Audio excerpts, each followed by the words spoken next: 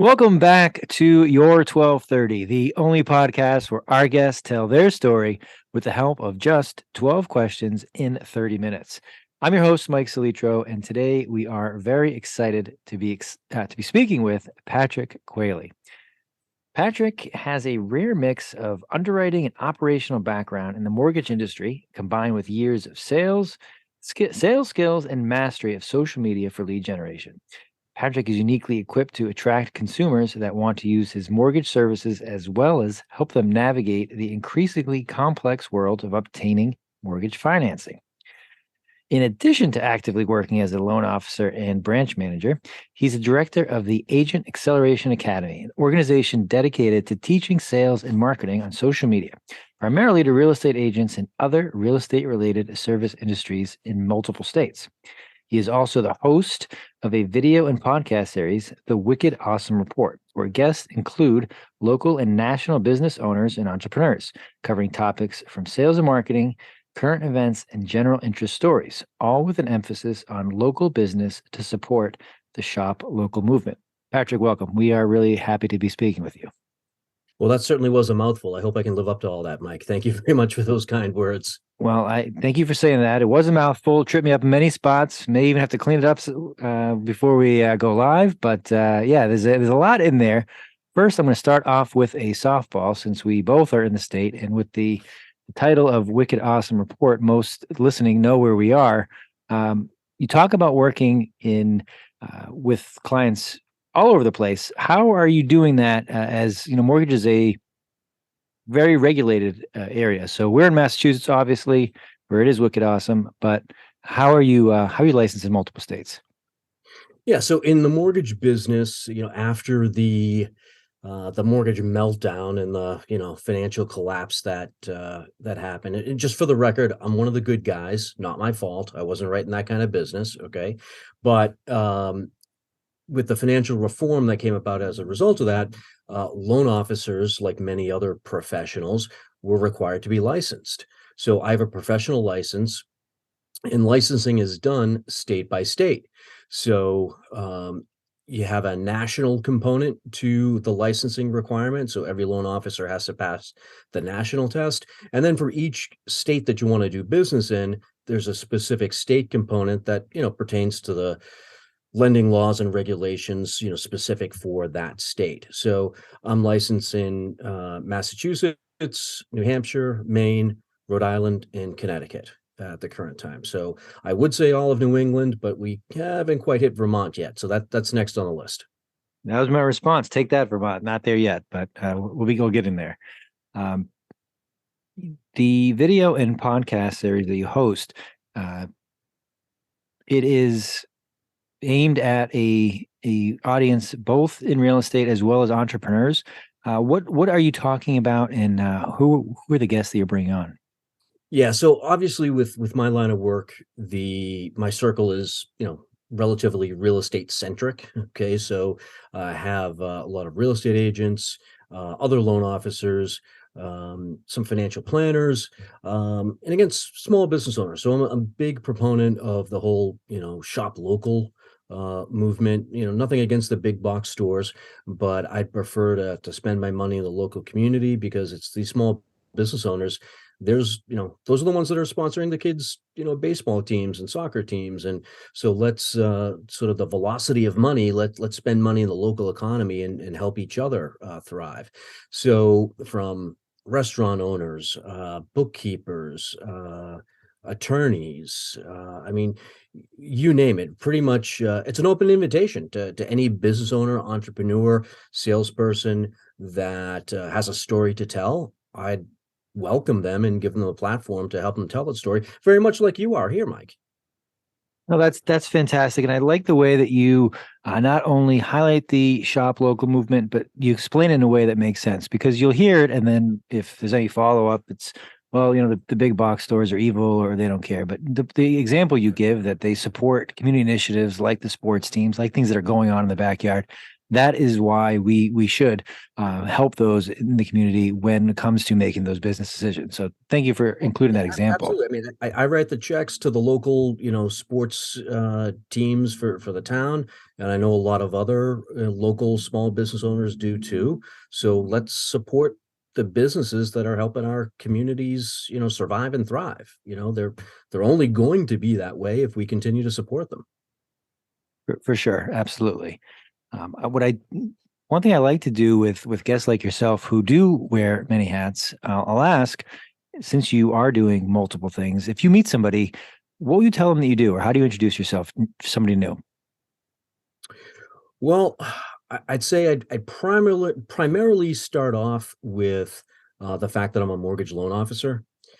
So I've been in the mortgage space, believe it or not, since 1993. So been doing this a long time. It's not my first rodeo, not my first cycle in the real estate industry. So that is pretty much been my identity for 30 years now, working in the mortgage space. But the other pieces to the puzzle, whether it be the podcast series or the business networking events that I either host or go to myself, uh, pretty much put myself out there to be the straw that stirs the drink. Okay, I want to be that connector. I want to help other people in my network get to know each other, build those business relationships. And if I can put person A together with person B, and it's a good business connection and business results of it, well, I'd like to think that both person A and person B are going to remember that it was me that put them in the room together and made that introduction. And, I believe in karma. What goes around comes around. And if I help other people achieve their business goals, well, that's going to come back to me in some way, shape, or form. And that reminds me of our initial conversation. That's where we clicked that we both have that very similar approach and mindset when it comes to, hey, I know this guy, he'd be great to meet him or vice versa. And it's good to put them together because as I found professionally, that's not always the case. That sometimes there's roadblocks to those introductions, to say the least. So it makes a ton of sense to me. And you nailed it with I think it's the Zig Ziglar quote that if you help enough other people get what they want, you get everything that you want as well. Exactly. So that's Zig. Zig nailed it. that he did. So I like that. And, with all the mortgage experience, you use the word cycle, which I wrote down here, I want to follow up on. It's something that we hear all the time in real estate. There's, the market's up, the market's down, that it's cyclical.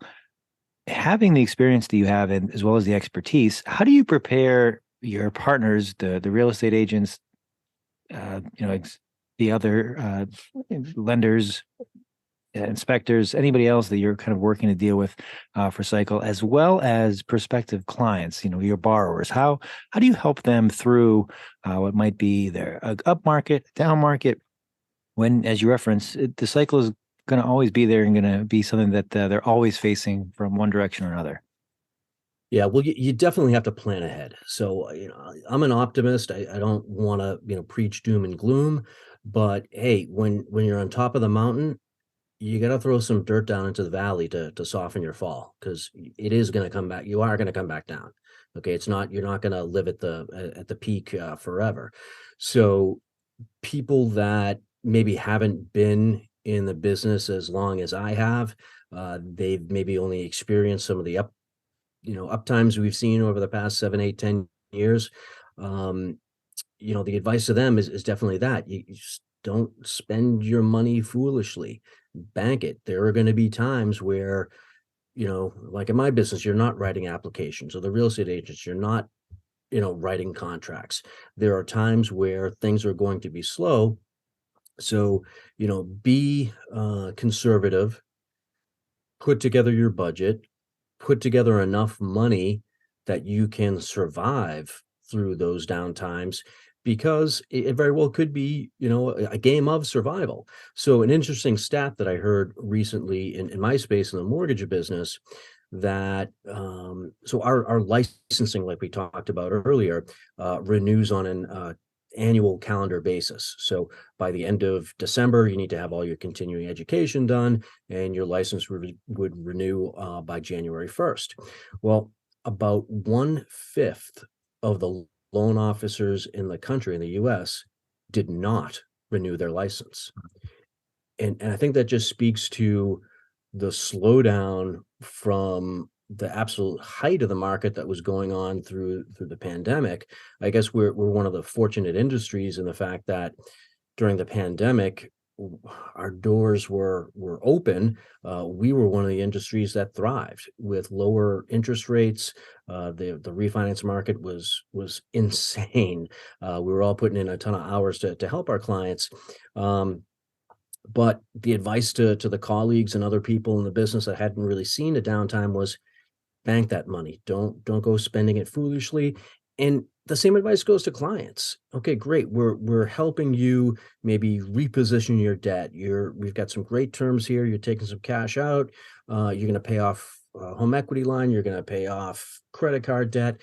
Let's go about that smartly. Okay, and maybe take out a little bit extra that you're not actually going to put into use. Put it aside and build that emergency fund, build those reserves, because the rates, as low as they were, chances are we're not going to see them that low again. So get that money, rather than having it trapped in the equity in the home, put it aside where you can use it and sort of jumpstart your rainy day fund.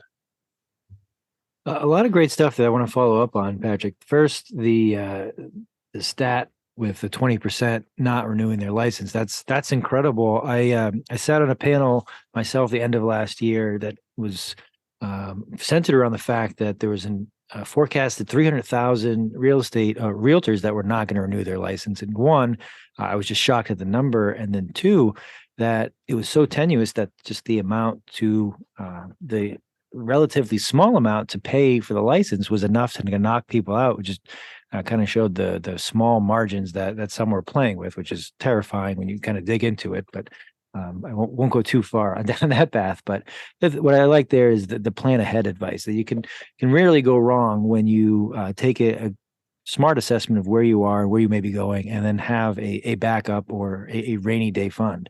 What other types of, if not questions you're asked, what kind of strategic initiatives do borrowers, other first-time home buyers, or anybody who's looking to maybe buy a property with a mortgage, either an investment property, a second home, are you telling them that they're not aware of, or that they may have had some less complete or even some wrong information beforehand?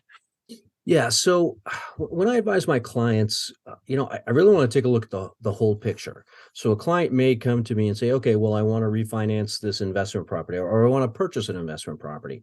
Okay, that's great, but you can't really treat it in a silo. Let's take a look at everything to make sure you're properly set up. And, like I tell my clients, look, I'm not your doctor, I'm not your lawyer, I'm not your priest, but anything you tell me is safe. This is a safe spot. I'm here to try to help you. Okay. So be honest with me, tell me the whole truth, because I can only give you the right advice if I'm armed with all of the facts. So let's take a look at all of your paperwork and not treat, the transaction that you're looking for in a silo, because I'm not really interested in just a transaction. I have a relationship with my clients. I want to be able to help them more than just get to the closing table on that one transaction. So sometimes it's a case of repositioning the debt. Okay, you may be better off taking a cash out refinance on a primary residence, which is going to come at less expensive terms than a refinance on an investment property, which is going to come at a cost of higher rates or higher points. I mean, that's a real simple example, but it's repositioning the debt. It may be the same dollar amount outstanding, but take an example for credit cards. Okay. So credit card rates, 10, 12, 15, 18%. Okay. A home mortgage, and during the pandemic was in the twos and threes, but even now in the, 6s or 7s, still a whole heck of a lot cheaper than the on the low side credit card, 13, 14% interest rate. So if you have the equity, it very well may make sense to maximize your budget. Okay. So rather than taking a look at the percentage signs, what's in your checkbook? There's no percentage signs there, there's dollar signs. Let's focus on the dollars. How much cash flow can we actually improve for you so that you don't have to worry about your budget every month, so that you can put more money away in your retirement accounts, so that you can put money away to put into the college funds for the kids. So, I'm not a financial planner, and I don't try to be, okay? But in order to do what I do effectively, you got to take in some financial planning concepts and take a look at the big picture in order to try to help that client. Now, I certainly know not to overstep my bounds. I know when there's a question that I don't know the answer to, and that's when I pull in my CPA. That's when I pull in my financial planner. That's when I pull in my attorney to give that proper advice. I know enough to know what I don't know. So when a really complex question comes up, I bring the team in so we can solve it together for the client. Yeah, and that's just wonderful advice. The way that you apply concepts, both from what you're doing as well as the financial advice to the scenario, specifically when you're talking about understanding the whole truth, having that whole picture, so you can give the proper and correct advice to that client. And I like the way that you talk about dollars versus percentages. That it doesn't make sense to pay a higher percentage if there's a way to rebalance or to reconfigure what they're doing. So that's a great example of things that people may not realize, may kind of think they know, but may not have the best information. And that when they work with you, that you can give them the accurate information based on where they are and where they're looking to go. Exactly. And in a nice way, kind of blunt about it, but again, in a nice way, a consumer may be upset that, current mortgage interest rates are in the sixes or the sevens, but they're not batting an eye at the fact they're paying 15 or 18% on a credit card. Again, let's pull the percentages out of the picture and let's look at the dollar signs. What really makes sense? How can we maximize your budget to put you in a better overall financial position? Absolutely. One of the other areas that we had talked about, as far as misconceptions or not a full understanding when we first connected, was the VA products. And I think my memory serves me correctly that you do a good amount of work with VA loans. If you could talk a little bit about the product and the questions that you get that may surround either half truths or just all and out myths or misconceptions about those products. Yeah, so something that I'm really passionate about is helping our veterans, working with the VA home loan product. So just sort of a quick background on that. I'm not a veteran. I didn't serve. That wasn't my calling. I have lots of friends and family members that have, but I lived outside of the U.S. for a number of years, and I think that time living overseas gives me a little bit of a unique or better perspective, maybe, of the freedoms and the opportunities that are provided to us here in the United States. And I firmly believe that those opportunities and those freedoms are protected by the men and women who are serving our country in uniform. So, because of the time living outside of the US, I have a stronger fondness for the people that are protecting what we do have in the U.S. So that's sort of where my passion for helping the veterans comes from. So in my space in the mortgage world, unfortunately, there's a lot of misinformation, incorrect beliefs, wrong assumptions when it comes to the VA home loan process. Now, I understand how some and why that came about, and the way that the VA home loan is structured today, the policies and procedures. It's not our grandparents' VA loan. It's a lot different. So some of those stories that you may have heard about what had happened, 10, 15, 20 years ago with a VA transaction, it's not today's truth. Okay. So what I do is use a platform of education to try to, as much as I can, be an advocate for veterans in general, but specifically for the veterans that make their way into my mortgage practice. I have a series of classes that I teach, both online and in person, mostly directed at the real estate agent community. So that's sort of I guess, the front line when it comes to veterans making an offer on a home. So the classes are mostly directed at real estate agents, but also for other loan officers. And I'm not necessarily afraid of competition. I mean, the more loan officers that understand the VA loan product, the better that the veterans are going to be served from coast to coast. Okay. And home sellers, so the general anybody that'll listen. Okay, I'll tell them about the VA program. Okay, but the classes are primarily directed at real estate agents, and it falls under the general theme of myth busting. So we take some of the top 10 myths about the VA loan and show how those myths came to be and why they're not correct, and then what the real information is. So there's a little bit of sort of peeling back the onion, a little bit of deprogramming and re-education, if you will, about what the VA loan program is. And I have for my veterans that are pre-approved, I have a cover letter that goes with their pre-approval notice that, in very polite terms says, hey, Mr. and Miss Seller, don't believe everything you've heard about the VA loan before. Here are some of the facts of what the VA loan is today. And in a nice way, kind of call them out for maybe being less than patriotic because they don't want to work with a buyer who is a veteran and taking out a VA loan.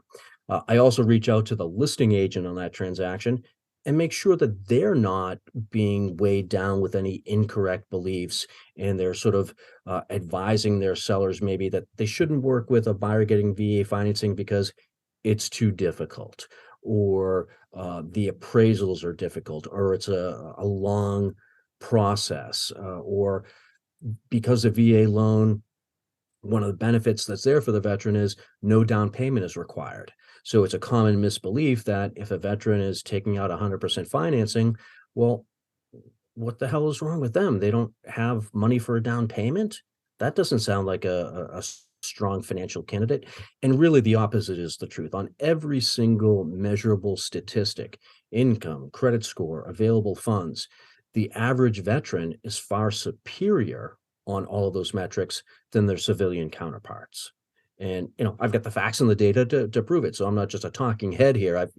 I show the sources and explain some of the how and why. So I definitely do everything I can to go to bat for the veteran clients. I've even talked to some sellers on behalf of the veteran client because I'll tell the listing agent, hey, if there's anything that that you feel is not right or a sticking point here, or anything that is putting my veteran buyer at a disadvantage because it's VA financing, let's get that open. Let's open up that can of worms. Let's talk about it and have a clear and honest discussion. And if that involves me talking to your seller so that I can explain that the VA loan process is not difficult, doesn't take longer, it's not a less qualified client, I'm happy to do that. Let's get them on the phone right now. And of course, I ask my veteran client if it's okay to have that conversation. I'm not talking out of school about about their finances. I do have to maintain a certain amount of client confidentiality, but I'm gonna go the extra mile. Sort of in military terms, that's the hill I'm gonna die on. I'm going to lead the charge to try to do everything I can to make sure that veteran gets a fair shake when it comes to purchasing a property. So I'll step down off my soapbox now, but that's that's my take on what needs to happen to help veterans get to the closing table. No, that that's an excellent point. Is starting with the educational approach, that letting everyone know what the proper information is, what the process looks like, dispelling those misconceptions, and as you said, the veterans, they do so much for the country. It's unfortunate that there is a lot of veterans that are taken advantage of in this process by many different avenues. So it's good that they've got an advocate in you, and then the ability or the willingness to talk to a seller or listing agent just really illustrates the you're going the extra mile for your clients to kind of wipe those misunderstandings away and help the deal move forward. So I think that's an excellent example of how you do it and how you do it Well well. said, Mike. I'm willing to talk to anybody that's willing to listen about the VA loan program for sure. I love it. And changing gears a moment, you mentioned living abroad. Is there a story there that you can share? Yeah, so I guess again, peeling back the onion here outside of the business world. So both my mother and my father are from Ireland, and had an opportunity when I was a teenager to move back to Ireland, and I did. So I had visited Ireland, just about every single summer as a kid. Spent full 3 months there. Would typically miss the last couple of days of school and the first couple of days of school, so we'd have a solid 3 months in Ireland. And so 3 months a year, every year as a kid growing up, some years at Christmas as well. So it was definitely familiar territory. To this day, I still call it home. Home is where the heart is. So my mother still lives there, as does my sister and her husband. And um, had the chance to move back there as a teenager, finished the last couple of years of high school there, and then and came back to Boston to go to college. So again, when I say that I'd lived overseas and sort of my respect for the U.S. military, it's not like I was living in communist Russia. Okay, it wasn't an oppressive, state I was living in, but it was different. It's not the same as the U.S. There are freedoms and opportunities that exist here that just simply don't exist anyplace else. And that's not to knock down or badmouth another country. It's just US, it's the land of opportunity. That's why so many people immigrate here. So I'm very fortunate in the sense that I was able to spend some time living overseas. Grateful for those experiences. Met friends there that are still friends of mine today. Definitely lifelong friends. Great opportunity. Learned a lot about the country of Ireland. Learned a lot about myself, and eventually came back here to the U.S. to go to college. Very nice, very nice. Thank you for sharing that. Sure. One last change of gears. We talked up front about the podcast series, the videos, and the teaching that you do, kind of aimed at entrepreneurs, sales, and marketing. So, a large portion of our audience is entrepreneurial, either in what they're doing or in nature in general. What's an area that entrepreneurs either are missing the boat on when it comes to sales and marketing, or they could do better, in your opinion, from what you've seen in delivering your course and having a back and forth with entrepreneurs?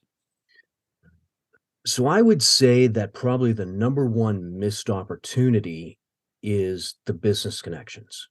Okay, so someone's in business and in sales, because when you're a small business owner, you're wearing many hats, and one of the most important hats is sales, because if you don't have any sales, you don't have a business. So many business owners are looking for customers, they're looking for clients, they're looking for patients and they're focused on bringing that person into their practice. So not that I do a whole lot of coaching, but quite often a newer real estate agent will come to me looking for advice because I have been doing this so long, and happy to give it. One of the things that I coach these newer agents on is, when building your database, take a look at your checkbook. Now, I know I'm probably dating myself even more here. I don't know if anybody still uses a checkbook. I do, okay? But take a look at your checkbook. Who are you writing checks to? Okay? You're supporting other businesses. They should know what it is that you do. And because you're supporting their business, well, you want to make sure that they have the opportunity to support your business as well. Tell them what you do. Have a conversation about that. And it doesn't have to be, a pushy, in your face, type of conversation. It's just an open and honest conversation. Who cuts your grass? Who cuts your hair? Hopefully not the same person. Who's your plumber? Who's your painter? Who's your real estate agent? Who's your mortgage broker? Who's your attorney? Everybody that's in your checkbook should know what you do. You already have a list of potential clients. You just don't know it because they don't know what you do. Okay, so when I'm coaching a new real estate agent or a new loan officer, that's where I tell them to start to build their database. My practice has grown pretty much exclusively by referral. I've never bought leads or paid advertising. It's all repeat clients and their referrals and referrals from the other business partners I have, attorneys, real estate agents, CPAs, financial planners. So when I do that small amount of coaching, I do it from my experience, how I've built my practice. You got to let everybody know what you do. And if you're supporting another small business, well, I think it's fair that you should ask them to support your business.